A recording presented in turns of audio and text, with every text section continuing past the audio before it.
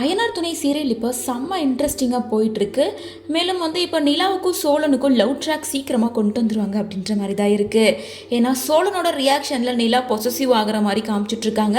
இன்னொரு பக்கம் கூடி சீக்கிரமாகவே சேரன் அண்ணாவுக்கு திருமணம் நடக்கும் அப்படின்ற மாதிரி தான் இருக்குது. ஏன்னா விறுவிறுப்பாக ஒரு பொண்ணு பார்க்குற வேலையில் இறங்கியிருக்காரு. இன்னொரு பக்கம் ஷூட்டிங் ஸ்பாட் வீடியோஸ் எல்லாமே வந்திருக்கு.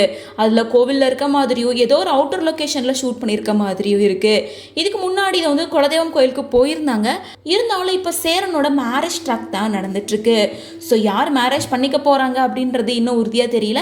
ஏன்னா இப்போ வரைக்குமே சந்தா தான் பேர் அப்படின்ற மாதிரி காமிச்சிட்ருக்காங்க. ஸோ சந்தாவுக்கும் சேரனுக்கும் அன்எக்ஸ்பெக்டட் ஏதாவது ஒரு சூழ்நிலையில் தான் கல்யாணம் ஆகிற மாதிரி காமிப்பாங்க.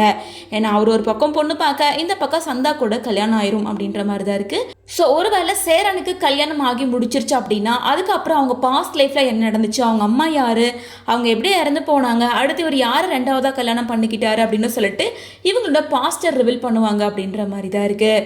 ஸோ என்ன நடக்க போகுது, இதுக்கு மேலே சீரியல் இன்ட்ரெஸ்டாக போகுமா என்ன அப்படின்றதெல்லாம் வெயிட் பண்ணி தான் பார்க்கணும்.